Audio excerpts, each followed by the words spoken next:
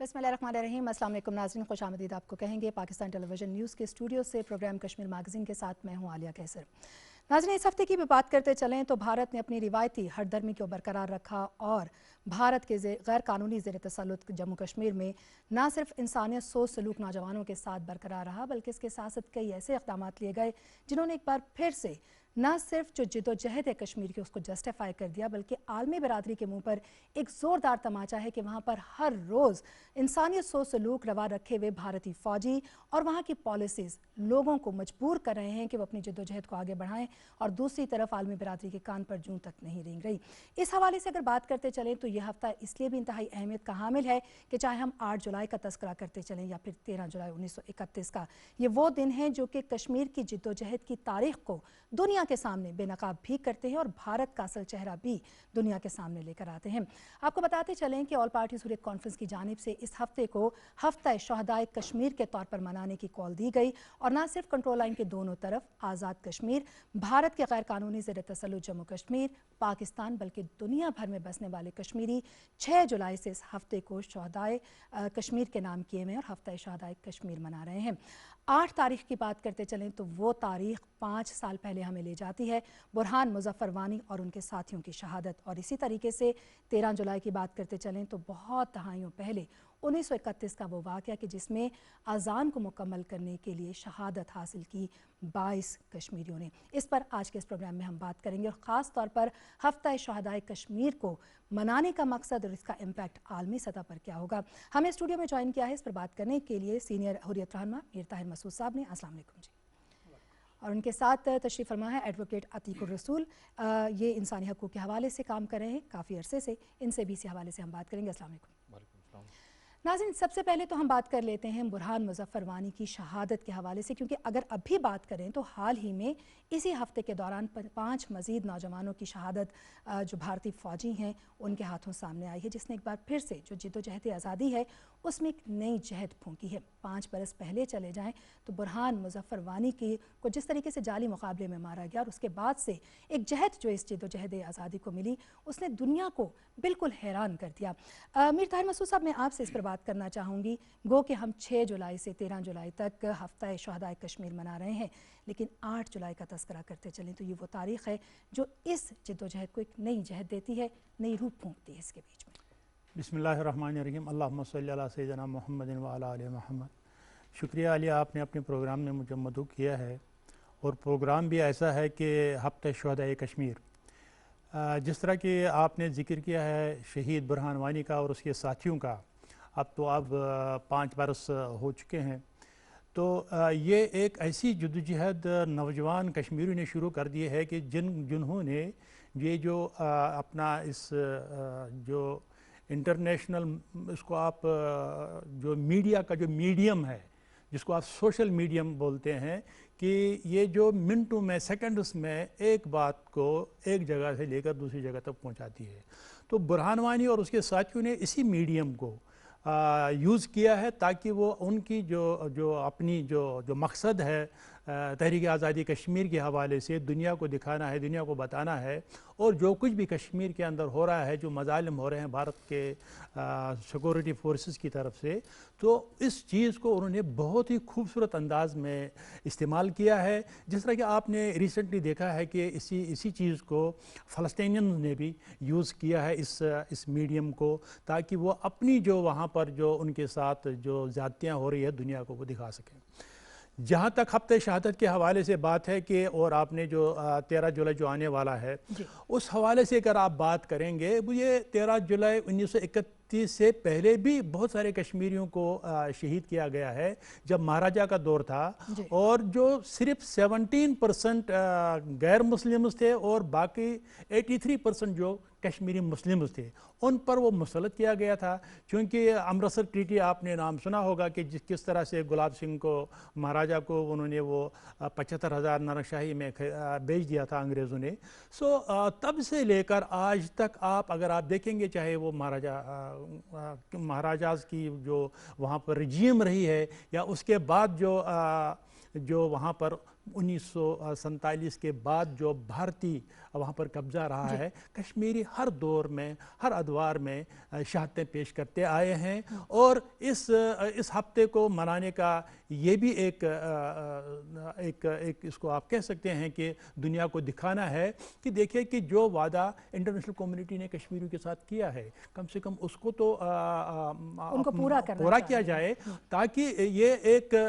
ऐसा इशू है, न सिर्फ कश्मीरी इसमें शहीद हो रहे हैं बल्कि साउथ एशिया में इसका बड़ा इम्पैक्ट पड़ता है। मीर साहब, मसूद साहब, ये बड़ी इंपॉर्टेंट बात है जो आपने कही कि दुनिया को हम ये तो बताएंगे ही कि इसका इम्पैक्ट क्या है, लेकिन उसके साथ साथ ये एक बड़ा वाज़ेह पैगाम भी है कि जुल्म सितम जितना ज़्यादा भारत बढ़ा रहा है उतने ही ज़्यादा कश्मीरियों का जो अज़्म है वो गैर मुतज़लज़ल होता जा रहा है और उन्होंने ना सिर्फ आज़ादी का सूरज देखने की कसम खा ली है बल्कि इसके लिए हर किस्म की कुर्बानी करने से भी वो दरेख नहीं कर रहे। लेकिन उसके साथ साथ मुश्किलात भी अपनी जगह पर मौजूद हैं। एडवोकेट अतीक रसूल साहब, आपकी तरफ मैं वापस आऊँगी। इंसानी हक़ों के हवाले से बात कर लेते हैं। इस पर 5 नौजवानों को भी हाल ही में दोबारा से जो है वो शहादत उनको नसीब हुई, लेकिन जाहिर है कि एक जुल्म सितम का सिलसिला उन पर जारी रहा। बुरहान मुज़फ़्फ़र वानी की शहादत भी इस बात का वाज़ेह सबूत है कि नौजवानों से बड़ी खौफज़दा हमें दिखाई देती है, चाहे वो मोदी सरकार है, उनकी हिंदुत्व पॉलिसीज़ है या फिर उनकी भारतीय फोर्सेस हैं। हाल ही में एंटोनियो गुतेरेस एक बार फिर से 5 साल के लिए मुंतखब हुए हैं। अपनी जिम्मेदारियां उन्होंने संभाली, भारी जिम्मेदारी उनके कंधे पर। उन्होंने आते ही ये कहा कि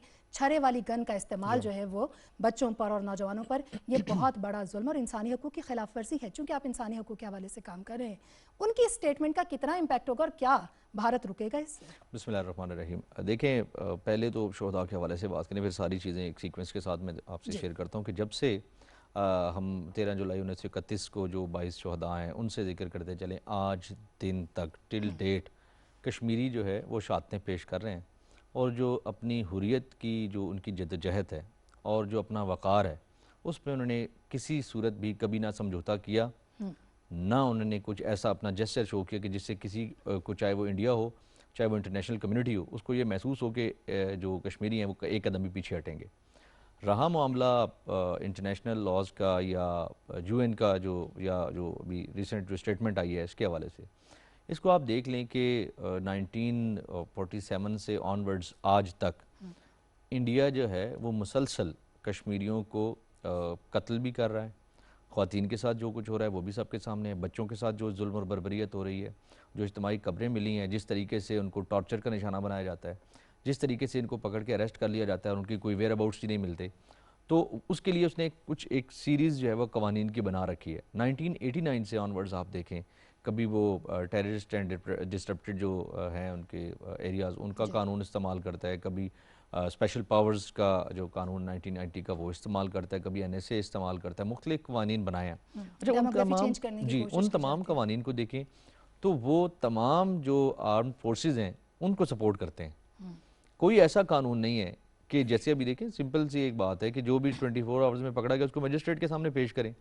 या अगर कोई ज्यादती फोर्सेस का या कोई पुलिस का ऑफिसर आपके साथ करता है तो उसके हवाले से कोई प्रोसिक्यूशन आज तक नहीं हो सका। अतीक साहब, यहाँ पर FIR ही दर्ज करने का एक वो कानून नहीं है, या एक कानून के तहत जो ये आसानी दी गई है कि उनकी फौज के खिलाफ FIR ही दर्ज नहीं होगी, तो आप बताएं कि वहाँ किस तरह से और कहाँ दुनिया का ये कौन सा कानून इस बात की इजाजत है? यही चीज़ मैं समझता हूँ कि UN को देखनी है। एक तरफ वो यूनिवर्सल डिक्लेरेशन जो ह्यूमन राइट्स का है उसमें वो कहते हैं कि हर एक को जो उसकी लाइफ है, उसकी सिक्योरिटी की आज़ादी है, उसको अगर वो प्रोसिक्यूट करना चाहे किसी को तो उसको आज़ादी है, उसको इक्वल राइट्स हैं। वो किसी हवाले से अगर कानून का दरवाज़ा खटखटाना चाहता है तो वो मुकम्मल तौर पर उसको आज़ादी है, एट लिबर्टी है, वो जा सकता है। हर एक की डिग्निटी जो है वो उसको जो है उसकी आज़ादी है, लेकिन कश्मीरियों को कुछ भी नहीं हासिल। फिर अगर हम ख़वातीन के हवाले से राइट्स की बात करते हैं तो नंबर ऑफ़ कन्वेंशंस हैं UN के,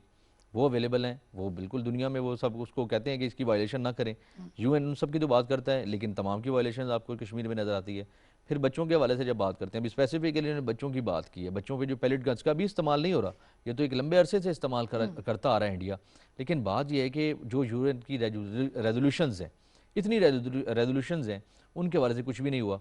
फिर अब ये सब कुछ हो रहा है, इस पे UN की तरफ से सिवाय स्टेटमेंट के और क्या आया है? इस स्टेटमेंट का ना माजी में कोई इम्पैक्ट था ना आज है। इन्हें चाहिए कि इससे एक कदम और आगे बढ़ाएं, कुछ प्रेशर बिल्ड करें, और ये मैं समझता हूँ कि यूएन को बतौर इदारा अब इस पे काम करना चाहिए। बिल्कुल ठीक।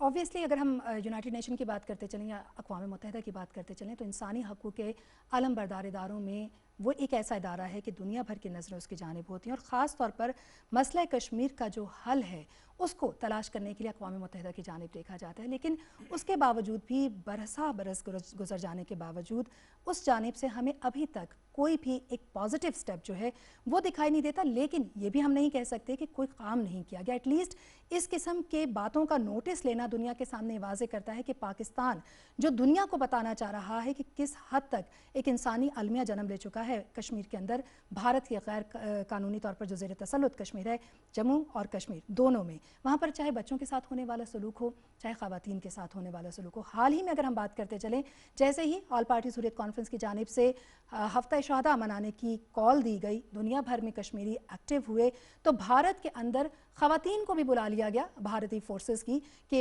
जो चौकियां हैं उन पर भी उनको तैनात किया जाए और ख़वातीन की जो है तलाशी के नाम पर उनका इस्तेहसाल किया जाए। अगर इसके हवाले से हम मीर तारिक मसूद साहब बात करते चलें तो अगेन ये एक इतना बड़ा अलमिया है जो इस बात को वाज़े तौर पर दुनिया के सामने लाता है कि एक पुरअमन एहतजाज, एक पुरअमन जो शहदा हैं उनको याद करने की एक रेफरेंस, उससे भी डर कर उन्होंने मज़ीद फोर्सेस बुला ली हैं, ख़वातीन को भी शामिल कर लिया है ताकि चाहे वो मार्च की कॉल हो, चाहे तराल जाने वाले लोग हों उनको रोकने का एक सिलसिला हो, या फिर जो बच्चे हैं और ख़वातीन हैं उनको डराना धमकाना हो, नए तरीके के हथकंडे इस्तेमाल किए जा रहे हैं। देखिए यही तो हम कह रहे हैं ना, जिस तरह के अपना आतिक रसूल साहब ने भी कहा है कि ये जो बयानात आते हैं, चले यूएन के सेक्रेटरी जनरल, क्योंकि पहले तो हम मुबारकबाद भी उनको देते हैं कि वो नई टर्म के लिए मुंतखब हो गए हैं, बयान तो ठीक है लेकिन एक्शन की ज़रूरत है। कश्मीरी चाहते हैं कि ये जो हमारा एक लॉन्ग पेंडिंग इशू है इसमें एक्शन हो, इन रेजोल्यूशन उसको इम्प्लीमेंट किया जाए और लोगों को हक के राय दी का मौका दिया जाए, क्योंकि ये इंडिया ही है जो कि वहाँ यूएन सिक्योरिटी काउंसिल में गया था कि जी जंग इसको रोकें आप और जो हम वहाँ पर एक साजगार माहौल पैदा करेंगे। बल्कि उसमें तो उस वक्त के जो सिक्योरिटी काउंसिल के जो प्रेसिडेंट थे उन्होंने एक ऑस्ट्रेलियन के सर अवन डिक्सन साहब को एक वहाँ पर एक मुकर्रर किया था जिससे हदबंदी वहाँ पर की है। जो सर अवन डिक्सन का प्लान है वो अगर आप गूगल पे जाके देखिएगा सो बहुत सारी चीज़ें वहाँ पर यूएन ने उस वक्त की, लेकिन फिर धीरे धीरे इंडिया उन चीज़ों से पीछे हट गया और जब भी कभी उन पर इंटरनेशनल प्रेशर आता है वो उन जो प्रेशर्स की वजह से आगे आता है और पाकिस्तान को ऑफर करता है चलें आइए हम टॉक्स करते हैं। लेकिन जैसे ही लगता है कि इंडिया पर प्रेशर डिफ्यूज़ होता है तो वह अपने उन मुज़ाकरात से पीछे हटता है। अभी आप देखिए प्राइम मिनिस्टर पाकिस्तान ने एक खुले दिल से भारत के नरेंद्र मोदी को कहा था जब उसका इलेक्शन में आया था, आइए इस रीजन के लिए हम काम करें, जो हमारे इश्यूज़ हैं स्पेशली द कश्मीर इशू उसको हम डिसाइड करते हैं लोगों की और यूएन रेजोल्यूशंस के एन मुताबिक। आज भी यूएन रेजोल्यूशंस ओपनली कह रही है आइए आप इनको डिस्कस करें। सो लिहाजा ये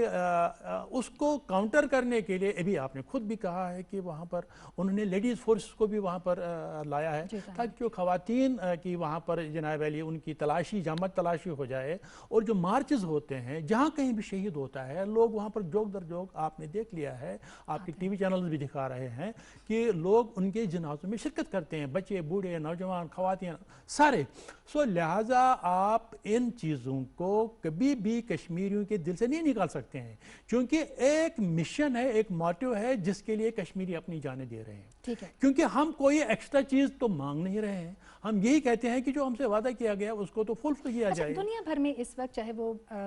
बैरून मुल्क बसने वाले कश्मीरी हैं, पाकिस्तान के अंदर मुख्तलिफ़ किस्म की तक़रीबात का इनेकाद किया गया है। आज़ाद कश्मीर में इसी हवाले से कई जो मार्च हैं वो भी मुनक़िद किए गए और फिर अगर हम भारत के गैर कानूनी ज़ेर तसल्लुत जम्मू कश्मीर की बात करें चलें वहाँ पर भी, तो इसका कितना इम्पैक्ट आप समझते हैं कि बिल्ट होगा इंटरनेशनली भी और भारत के ऊपर? हर एक चीज़ का अपना इम्पैक्ट होता है। अगर आप 10 बंदे लेकर ही कोई प्रोटेस्ट करेंगे, चूँकि मैं जेनेवा काफ़ी बार 20-22 बार गया हूँ, 10-15 साल पहले की बात पे कर रहा हूँ, वहाँ पर भी अगर हम 2 मिनट की, पहले तो हम 7 मिनट की स्पीचेस एनजीओज़ के तौर पर करते थे, आप फिर उसको 3-5 करके आप 2 मिनट बल्कि 1.5 मिनट तक लाए हैं, उसका अपना इम्पैक्ट है। जिस तरह के अतीक भाई ने भी कहा है कि आज जिस तरह आपने कहा है कि सेक्रेटरी जनरल का जो ये बयान है उन्होंने जो पैलेट गन्स के हवाले से बात की, इम्पैक्ट है लेकिन एक्शन की ज़रूरत है। सो लिहाजा जो हम ये चीज़ कर रहे हैं, अभी आप इस हफ्ते शोधा के हवाले से आपने देखा है बहुत सारे प्रोग्राम कि कहाँ कहाँ पर आज़ाद कश्मीर में, पाकिस्तान में और पाकिस्तान से बाहर भी लोगों ने, कश्मीरियों ने और पाकिस्तानियों ने इस हफ्ते शोधा को मनाया है ताकि दुनिया को ये बावर कराया जाए कि ये देखिए एक ऐसी टेरिटरी है जहाँ पर अब 70, 72 साल, 73 साल हो गए हैं, उनको आप यरगमाल बना के अभी जो वहाँ पर आप एक 9 लाख फोर्सेस लेकर वहाँ पर उनको आप सप्रेस करते हैं, उनकी मूवमेंट को आप रोक रहे हैं और उनकी जो आज़ादी है उसको आप सल्ब किए हुए हैं, वहाँ पर खवातीन बच्चे सड़कों पर आ रहे हैं, तो ये एक इसका इम्पैक्ट है। तो यही तो हम कह रहे हैं, यही तो अतीक भाई भी कह रहे हैं कि इसका फौरन इसका एक हल होना चाहिए, अपनी जगह पे, लेकिन एक्शन एक्शन होना चाहिए। वही एक्शन वहाँ की हर एक, चाहे वो खवातीन हो, मर्द हो,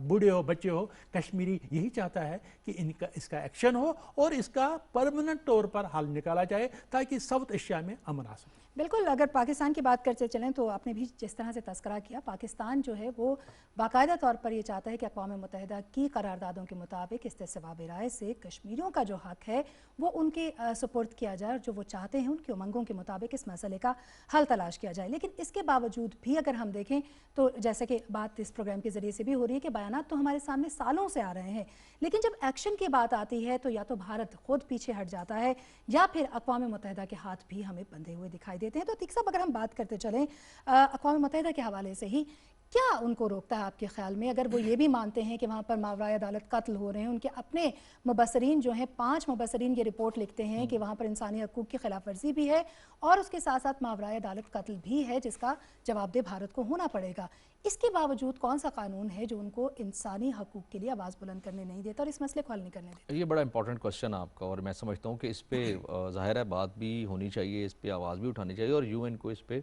यूएन को भी टू सम एक्सटेंट हम समझते हैं कि अकाउंटेबल ठहराना चाहिए।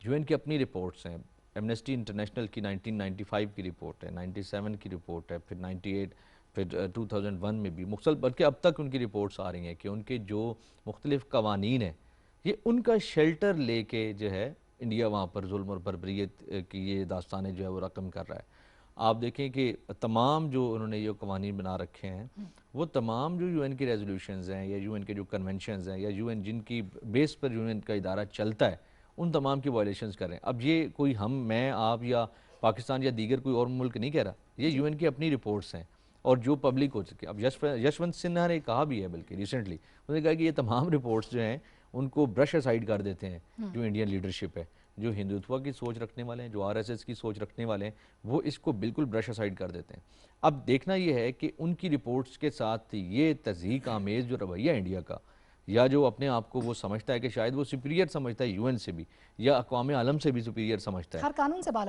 से बालातर समझता है, तो उसको अकाउंटेबल किसने ठहराना है? उसको अकाउंटेबल ठहराना भी मैं समझता हूँ कि दुनिया के जो ह्यूमन राइट्स के चैम्पियंस हैं, जो समझते हैं कि कोई भी इंसान है, वो इंसान होने के नाते वो कुछ बुनियादी हकूक़ रखता है और वो बुनियादी हकूक़ जो है वो दुनिया जिनको तस्लीम करती है, उन तमाम की जब वायलेशंस हो रही हैं तो इनको जो वायलेट करने वाला मुल्क है उसको तो अकाउंटेबल ठहराएं। तो ये अगर जो इदारा इसका मैंडेट रखता है वो अगर अकाउंटेबल नहीं ठहरा रहा तो इसका मतलब ये कि वो खुद अकाउंटेबल है। किसको यूएन को अकाउंटेबल ठहराना चाहिए? कौन उठेगा उनसे बात करने के लिए? जो भी मैं पाकिस्तान तो आप देखें, हमने हर सतह पर जो भी, चाहे वो सिफारती है, चाहे वो अखलाकी है, चाहे वो सियासी है, हम अक़वाम मुत्तहिदा की जनरल असम्बली में जाते हैं, हम दुनिया के किसी प्लेटफॉर्म पे खड़े होते हैं, प्राइम मिनिस्टर इमरान खान का जो एक स्टैंड है, जो उनका एक अज़्म है, हम उसकी हर जगह पर उसको दुनिया तक पहुँचाते हैं कि कश्मीर का मसला हल किए बगैर भारत से किसी भी किस्म के ताल्लुकात कश्मीरियों से गद्दारी, अमन नहीं आ सकता इस खित्ते में। यहाँ पर तो अमन एट स्टेक है। अगर ये सूरत हाल इसी तरह से रहेगी तो मामला ख़राबी की तरफ जा सकते हैं। हम तो चाहते ये हैं कि जो कश्मीरी हैं उनकी उमंगों के मुताबिक मसले का हल किया जाए। और कैसे? इंडिया इसको यूएन में लेकर गया था। अब यूएन को भी ये समझने की ज़रूरत है कि इंडिया उठा के जो है वो इस मसले को जब कश्मीर में लेकर गया, ये इंटरनेशनली रिकॉग्नाइज्ड मसला है, ये इंटरनेशनली रिकॉग्नाइज्ड मसला है जो अभी तक हल नहीं हो पा रहा। क्यों नहीं हल हो पा रहा? इसकी वजह यह है कि एक तरफ एक ऐसा मुल्क है जिसकी हठधर्मी है। अब मैं ये समझता हूँ, जो आपका क्वेश्चन है कि किसको अकाउंटेबल ठहराना चाहिए, पूरी दुनिया के जो ममालिक हैं वो ज़रा सी भी कहीं कि कोई मुल्क भी कहीं इंसानी हकूक़ की वायलेशन होती है, वहाँ पर यूएन अपना किरदार अदा करता है, वहाँ पर बात उठती है। अब ये तमाम जो ममालिक हैं, जो सिग्नेटरीज़ हैं यूडीएचआर के, जो सिग्नेटरीज़ हैं यूएनसीआरसी के, जो सिग्नेटरीज़ हैं सीडॉ के, तो इस तरह की जो दीगर जिन कन्वेंशन के सिग्नेटरीज ममालिक हैं वो लिखे ना यूएन को, वो उनसे पूछें कि ये कश्मीर में क्या हो रहा है, क्या ये इंसान नहीं है, ये कम इंसान है, या तो आप इनको कहें कि ये जो आम इंसान है पूरी दुनिया के उनसे इनका दर्जा कम है, इस ये जो रेजोल्यूशंस हैं या जो कन्वेंशंस हैं उनकी उस डेफिनेशन में ये फॉल नहीं करते। वहाँ के जो बच्चे हैं उनका राइट नहीं है कि उनको अच्छा जो है वो रहन सहन, उनको उनकी नर्चरिंग बेहतर एक इन्वायरमेंट में हो, वो प्रोटेक्टिव इन्वायरमेंट में हो, उनको उनके सर्वाइवल, डेवलपमेंट, उनकी प्रोटेक्शन, उनकी पार्टिसिपेशन, उनके तमाम मामलात जो हैं वो बेहतर हों। क्या जो वहाँ की ख़वातीन हैं उनके राइट्स नहीं हैं जिनको यूएन रिकग्नाइज करता है? तो मैं समझता हूँ कि ये दुनिया के तमाम ममालिक, ख़ास तौर पर जो सिग्नेटरीज़ हैं यूडीएचआर के, जो इन कन्वेंशन के सिग्नेटरीज़ हैं, वो बार बार लिखें उनसे कि ये कश्मीर की ये सूरत हाल है, जो आपकी रिपोर्ट्स हैं अपनी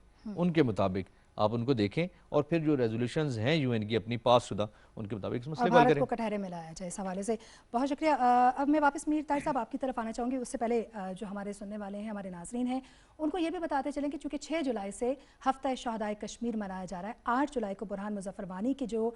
इलाका है, आबाई इलाका तराल, उसकी जानिब मार्च की कॉल दी गई थी ऑल पार्टी हुर्रियत कॉन्फ्रेंस की जानिब से, जबकि 13 जुलाई का अगर हम तस्करा करते चलें तो 13 जुलाई को यह हफ्ता शहदाए कश्मीर इख्तिताम पजीर होगा। 1931 के जो शहदा हैं उनकी यादगार की तरफ मार्च करते हुए, यानी मज़ार शहदा नक्शबंद साहिब की तरफ। लेकिन यकीनन अगर हम बुरहान मुजफ्फर वानी के आबाई इलाके की तरफ मार्च का ही यहाँ पर तस्करा या हवाला देते चलें तो मीर ताहिर साहब कितना आसान होगा 13 जुलाई को वहाँ तक पहुँचना, और क्या भारत की जो फोर्सेस वहाँ पर हैं वो इतना आसान रहने देंगी इसको? हालांकि ये एक सिर्फ शहदा को याद करने और उनके मज़ार तक पहुँचकर वहाँ पर दुआया तकरीबात का एहतमाम करने के लिए। देखिए आलिया, अपने नाजरीन के लिए, आपके लिए भी मैं कह दूं कि ये 1989 से जो ये सूरत हाल है, जो नया फेज़ है कश्मीर की इस जदोजहद आज़ादी का, तब से तो कोई भी इवेंट इस तरह का हो, यौम शुहदा हो, इसी तरह कोई ईद मिलादुन्नबी सल्लल्लाहु अलैहि वसल्लम, मुहर्रम के जो जुलूस होते हैं, इन पर तमाम पाबंदियाँ हैं। तकरीबन अब 30-31 साल हो गए हैं। तो इस तरह अभी आपने जो जिक्र भी किया है कि ये जो बुरहान वानी के आबाई इलाके की तरफ लोगों ने मार्च की, उसको उन्होंने पहले से ही हथकंडे इस्तेमाल किए रोकने की वगैरह की। सो लिहाजा इस चीज़ को अगर आप हम आगे चलाएंगे, आगे बढ़ते हम देखेंगे कि अगर इन इवेंट्स को आप लोगों को क्रश करेंगे, अपने वो जो उनके शहदा है उनकी जो याद भी आप मनाने देंगे तो उनके दिल में जो जज्बा हुर्रियत है वो और बढ़ जाता है। ये नेचुरल सी चीज़ है। हक को आप जितना भी आप छुपाने की कोशिश करेंगे वो एक दिन वो उसको कहते हैं ना कि लावा की तरफ वो फट जाता है। सो यही चीज़ है। इसी तरह आप भारत की बात कीजिएगा, कितना वो वहाँ पर मुसलमानों के साथ और जो वहाँ पर नॉन मुस्लिम्स है, क्रिश्चियंस है, सिख्स है, उनके साथ वो कर रहे हैं। आज आप दुनिया में देख रही है कि उन चीज़ों पर भी अब आवाज़ उठ रही है। जो उनके दलित्स है उनके खिलाफ वो कर रहे हैं, उस पर भी आवाज़ उठ रही है माइनॉरिटीज़ के। इसी तरह मैं आपको कहूँगा कि कमिश्नर फॉर ह्यूमन राइट्स जो जेनेवा के अंदर होते हैं, उसकी लगातार 2 सालों में मुसलसल रिपोर्ट आई है कश्मीर के हवाले से। इसी तरह चीख साहब ने कहा है कि अपना जो एमनेस्टी इंटरनेशनल है, इसी तरह जेनेवा वो जो एक वॉच है, उन्होंने भी कश्मीर के हवाले से बात की है। उन्होंने पैलेट्स के हवाले से बात की है, जिन पैलेट से छोटी छोटी बच्चियाँ उनकी आंखें मुतासर हुई है और जवान जो बच्चियाँ हैं जो बीनाई से मारूम हो गई है। सो ये सारी चीज़ें जब आप एक कौम के साथ करेंगे, आप इज्तिमाई तौर पर उनको आप दीवार से लगाएंगे, उनको आप क्रश करने की कोशिश करेंगे, सो मुझे नहीं यकीन, अल्लाह ताला भी कहता है कि आप बेशक जालिम कितना ही बड़ा हो, कितना जुल्म करेगा, लेकिन एक वक्त आएगा कि उसके जुल्म का हिसाब लिया जाएगा और जो मजलूम है उनको अपनी आज़ादी। बहुत शुक्रिया मीर ताहिर मसूद साहब, सीनियर हुर्रियत रहनुमा और एडवोकेट अतीकुर रसूल, इंसानी हकूक़ के लिए काम करें। आप दोनों हमारे साथ मौजूद रहे। नाज़रीन, वक्त प्रोग्राम का इख्तितामी लम्हात में दाखिल हो रहा है, लेकिन यकीनन जो जिद्दोजहद आज़ादी है कश्मीरियों की वो अपनी जगह पर जारी रहेगी। 8 जुलाई को यौम मज़ाहमत मनाया गया और इसी तरीके से 13 जुलाई को यौम शहदाए कश्मीर 1931, वो 22 कश्मीरी जिन्होंने अज़ान मुकम्मल करने के लिए शहादत का दर्जा हासिल किया, उनके नाम इस दिन को किया गया। लेकिन हर दिन हमारे कश्मीरी बहन भाइयों के नाम है, उनकी हम अखलाकी, सियासी, सफारती हिमायत हर सतह पर जारी रखेंगे और इंशाल्लाह इस दुआ के साथ हम अपने प्रोग्राम का इख्तिताम करेंगे कि वो बहुत जल्द आज़ादी का सूरज तुलू होते देखेंगे। अगले प्रोग्राम तक के लिए अपनी मेज़बान को इजाज़त दीजिए। अल्लाह ने के बाद।